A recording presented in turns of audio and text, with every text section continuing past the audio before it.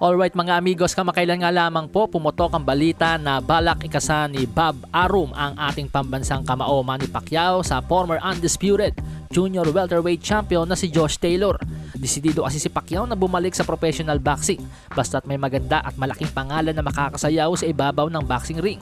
Dati nang lumabas sa mga balita na isa si Manny Pacquiao sa mga gustong itapat ni matchroom promoter Eddie Hearn sa kanyang undefeated na alagang si Conor the Destroyer Ben.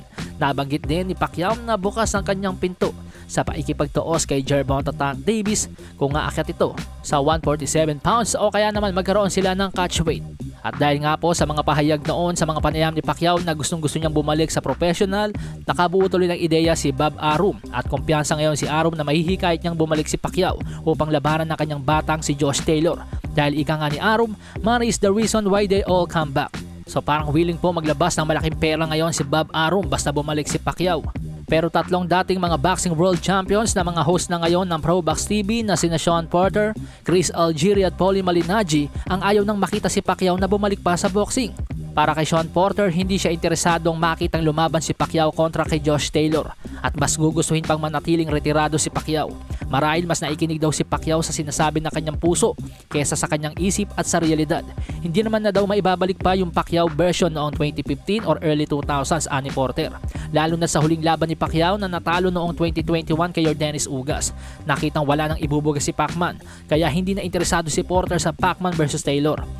Not a fight that I'm particularly interested in. Yes, I would love to see Manny Pacquiao stay retired. You're done. Let it go. They listen more to their heart than what their mind and what is real, you know. So Manny's not going to be the Manny of 2015. He's not going to be the Manny of the early 2000s. And with that being said, no, we don't want to see you in the ring anymore. Para naman sa dating nakalaban ni Pacman na si Chris Algieri, hindi na magandang ideya na itapat pa si Pacman kay Josh Taylor lalo na't nasa prime pa talaga si Taylor, 32 anyos pa lamang.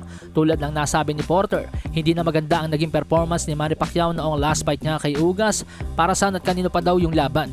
Nonsense ang laban kung tutusin ani Algieri. Dahil kahit talunin pa daw ni Josh Taylor si Manny Pacquiao, wala din silbi anong mapapatunayan ni Josh Taylor sa pagtalo sa isang 45 years old Manny Pacquiao.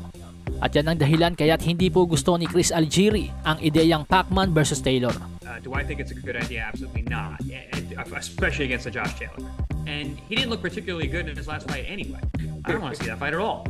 Ayon naman sa former 2-division world champion na si Paulie Malignaggi, posibleng bumenta ang laban ni Pacman at Taylor dahil sikat sa Scotland itong si Josh Taylor, habang hindi pa lumalaban sa UK si Pacman. Kaya't kung doon ang venue ng laban, posibleng makahakot ito ng manonood. Pero tulad ni Algieri at Porter, hindi rin po interesado si Paulie Malignaggi sa bakbakang ito. Alasahin ang baraha, patunayan mo sa akin ha.